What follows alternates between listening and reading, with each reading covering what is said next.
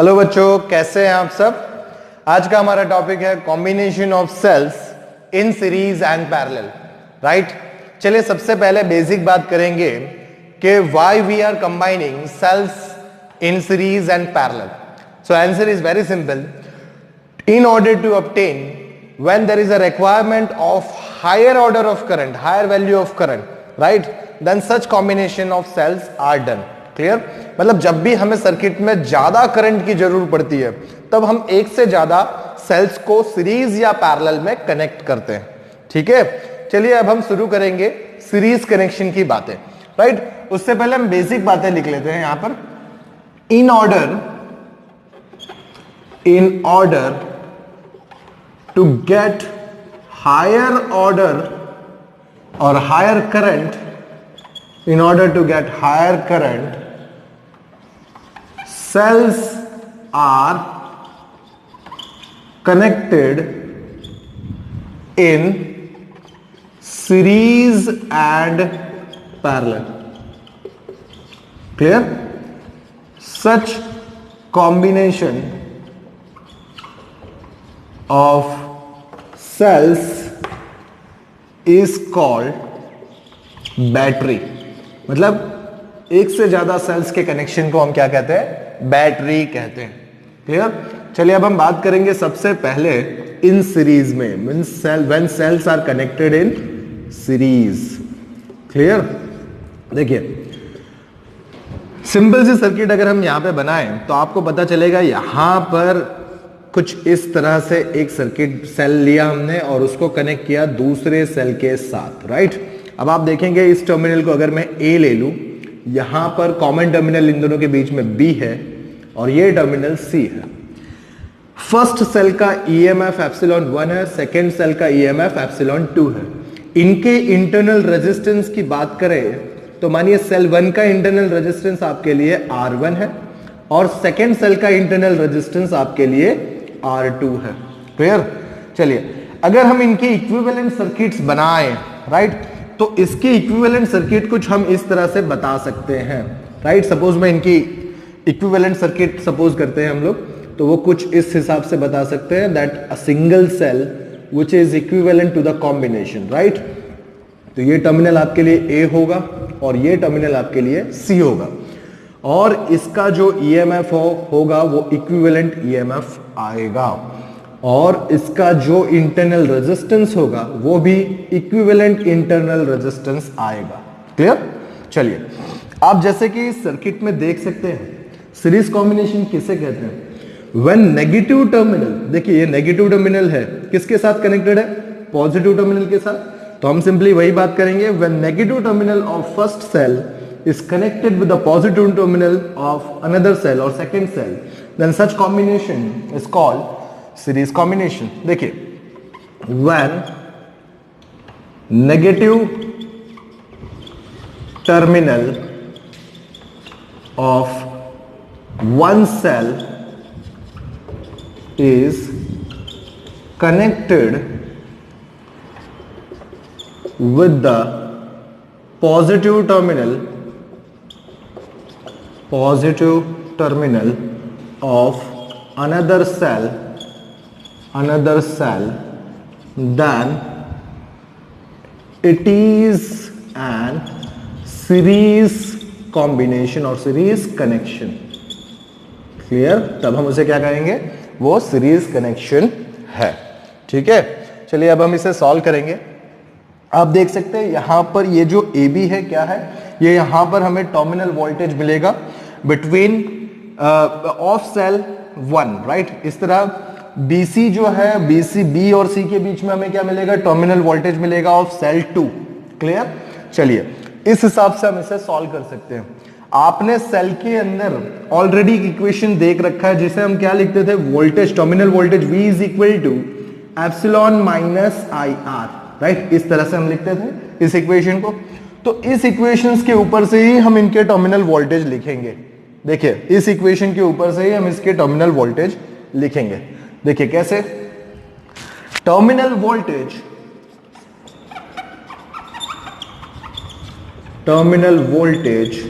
of AB is क्या होगा, this is VAB which is equal to VA minus VB, right, which is equal to, अभी हमने formula देखा था उस हिसाब से लिखे, तो क्या होगा, दिस इज एप्सिलॉन 1 माइनस इसमें से फ्लो होने वाला जो करंट है वो I है, so current is constant through out, clear.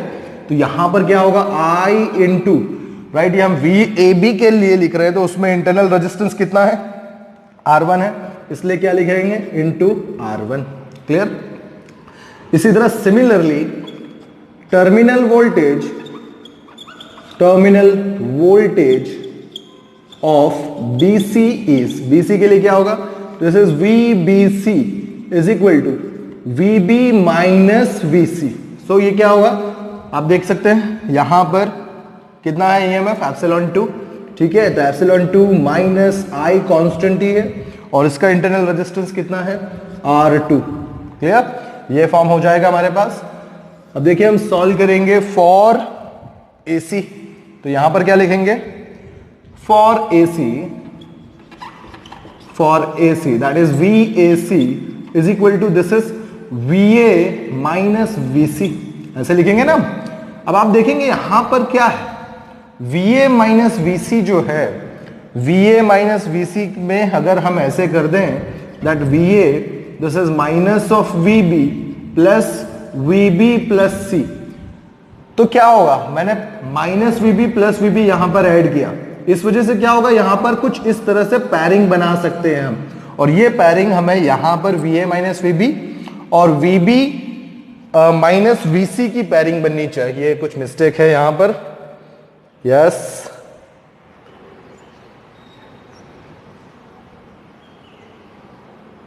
यहां पर लिखने में मिस्टेक हुई है, यहां पर माइनस साइन आएगा, ठीक है। चलिए मिस्टेक हमें मिल गई, तो this is VA minus VB और ये क्या आ रहा है, VB माइनस VC, क्लियर। सो आप देखेंगे मैं क्या कर सकता हूं, यहां पर इनकी वैल्यू सीधे सब्स्टिट्यूट कर सकते हैं, तो इसकी वैल्यू हम सीधे सब्स्टिट्यूट करें तो VAC इज इक्वल टू क्या आएगा, epsilon 1 minus of IR1, right, and plus क्या आएगा, epsilon 2 minus of IR2, right, ये फॉर्म आएगा, देख सकते हैं आप, ठीक है। अब इनको रीअरेंज करें तो क्या होगा, this is epsilon 1 plus epsilon 2 minus of I in a bracket R1 plus R2, this is what VAC equal to, right. चलिए लेट इट बी इक्वेशन 1 कर देते हैं, right, okay. If we wish to replace above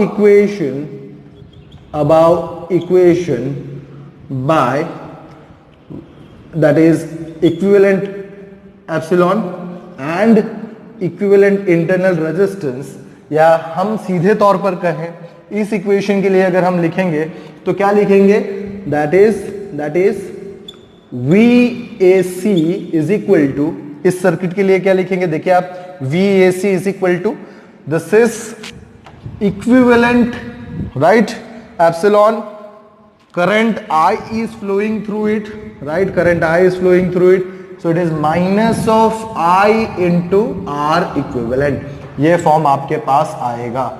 late it be equation 2, right, इसे हम equation 2 कह देते हैं। चलिए अब मैं इसे रब कर देता हूं, आप इसे नोट डाउन कर लीजिएगा, क्लियर। अब मुझे करना क्या है, आप देखिए इक्वेशन 1 और 2 जो आपने दे रखा है, इन दोनों इक्वेशन को हम सिंपली कंपेयर कर सकते हैं, देखिए क्या होगा, कंपेयरिंग करने पर क्या होगा, देखिए comparing equation 1 and equation 2, right, इन दोनों को कंपेयर कीजिए, क्या होगा, कंपैरिजन करने पर आप देख सकते हैं equivalent EMF is equal to ये आ रहा है और equivalent internal resistance is equal to ये आ रहा है। इस वजह से हम क्या लिख सकते हैं, equivalent EMF is equal to epsilon 1 plus epsilon 2 and that is equivalent internal resistance is equal to R1 plus R2। तो सीरीज कॉम्बिनेशन में ये आपको मिल गए इक्विवेलेंट EMF और इक्विवेलेंट इंटरनल रेजिस्टेंस। इसी तरह अगर हम लिखे for n combination, for n cells, right, n cells in series, तब आप क्या करेंगे? देखिए, तब ये इक्वेशन आप सिंपली क्या लिखेंगे?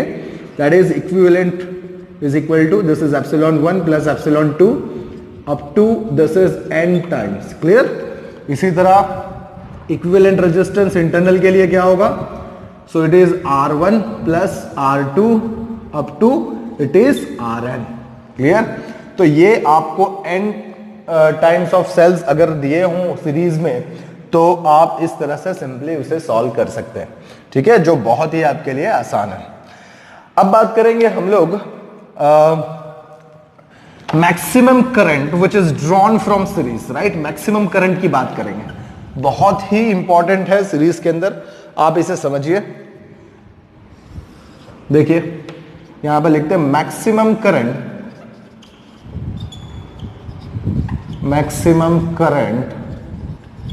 From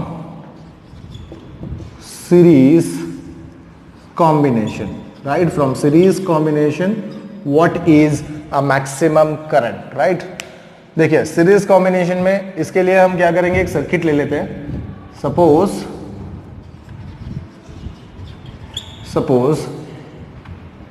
n cells of EMF epsilon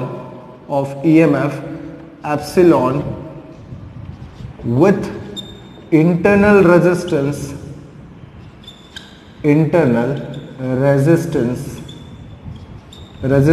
R is connected in series, right. आप लेते हैं कनेक्टेड इन सीरीज, तब आप इसकी सर्किट बनाएंगे तो इसकी सर्किट देखिए किस हिसाब से आपको दिखेगी। यहां पर एक सेल है, राइट, दूसरा सेल, राइट, तीसरा cell, clear, and so on. We have a series combination of cell which having each one having EMF epsilon, clear, and internal resistance R, right। इन सब के पास internal resistance R भी है, right, and this is finally connected with a resistor R, clear। किससे connected है? Register R के साथ connected है। ठीक है, चलिए अब हम बात करेंगे इसकी इक्विवेलेंट सर्किट की, राइट। तो इसकी आप इक्विवेलेंट सर्किट कैसे बता सकते हैं? देखिए इसकी इक्विवेलेंट सर्किट आप सिंपली कुछ इस हिसाब से दिखा सकते हैं। यहां पर आप एक सिंगल सेल बना लीजिए, ये इक्विवेलेंट सेल है आपके लिए, और इस इक्विवेलेंट सेल के साथ आप इंटरनल का भी इक्विवेलेंट बना लीजिए। ठीक है, और ये आपको देगा, क्लियर, ये इंटरनल रेजिस्टेंस है और ये इक्विवेलेंट है आपके पास, राइट। और आप देखेंगे ये जो इक्विवेलेंट आपको मिलेगा, ये इक्विवेलेंट कितना होगा? This is equal to n times of epsilon मिलेगा आपको, और यहां पर ये जो इंटरनल का इक्विवेलेंट है वो आपको n times of internal resistance मिलेगा, right, which is connected with external resistance capital R। यहां पर ये एक्सटर्नल रेजिस्टेंस है कैपिटल R। ठीक है, चलिए अब हम देखेंगे किस तरह हम लोग मैक्सिमम करंट यहां पर ड्रॉन करते हैं।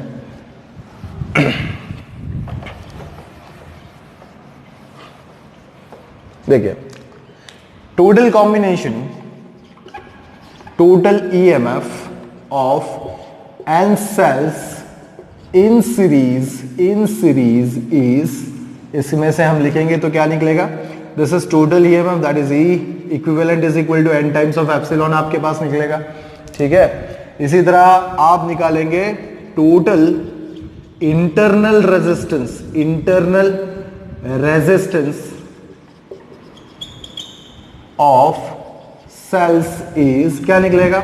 ये आपके पास निकलेगा, that is R equivalent is equal to n times of R निकलेगा।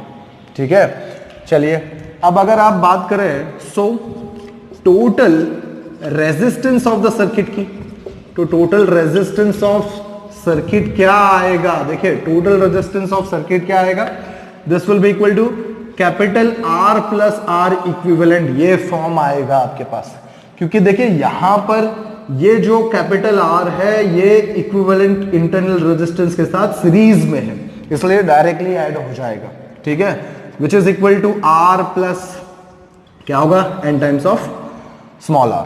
क्लियर? तो आपके पास total internal resistance of circuit भी है, और sorry total resistance of the circuit भी है, which is r plus n into small r। Clear? चलिए, तो आप करंट फाइंड करना चाहते हैं, तो करंट क्या होगा? करंट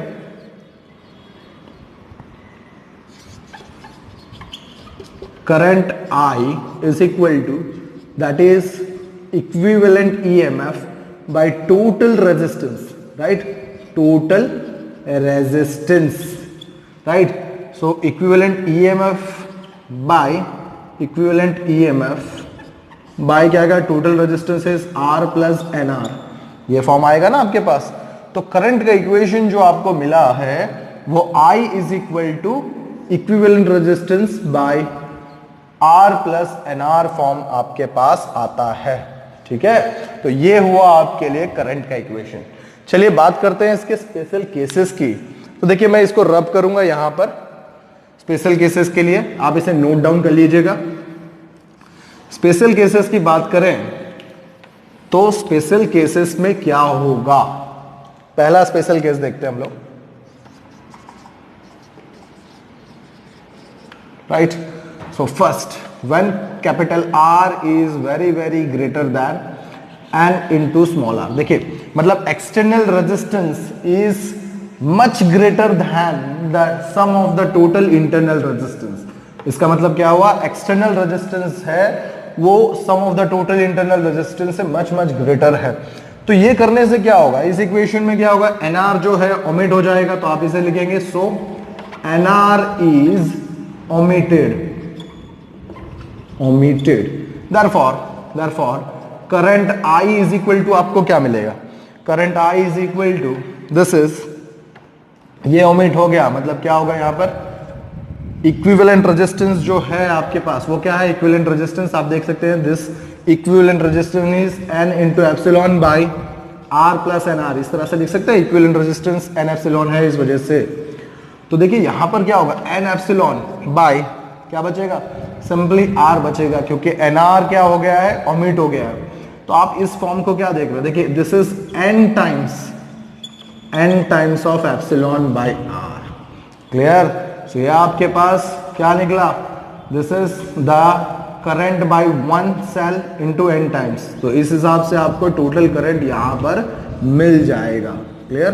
चलिए सेकेंड की केस की बात करें तो सेकेंड केस में क्या है? When resistance is much lesser than the sum of the total internal resistance, तो क्या होगा? देन आप कह सकते हैं R इज ओमिटेड। तो R आप यहां पे ओमिट कर देंगे। देखिए, अगर NR जो है वो R से बहुत बड़ा है तो ये R क्या होगा? ओमिट कर सकते हैं आप। देयरफॉर करंट क्या लिखेंगे? Current I is equal to, this is n times of epsilon by क्या लिखेंगे? n इंटू R लिखेंगे। ठीक है, अब देखिए यहां पे क्या हो रहा है? n कैंसिल हो गया, तो this is simply epsilon by R, right? Which is current by, this is current by one cell है, राइट? तो आपको यहां पर ज्यादा करंट नहीं मिल रहा, जबकि यहां पर बहुत ज्यादा मैक्सिमम करंट मिल रहा है। ठीक है, चलिए, थैंक यू। ये हुआ आपके लिए सीरीज कॉम्बिनेशन।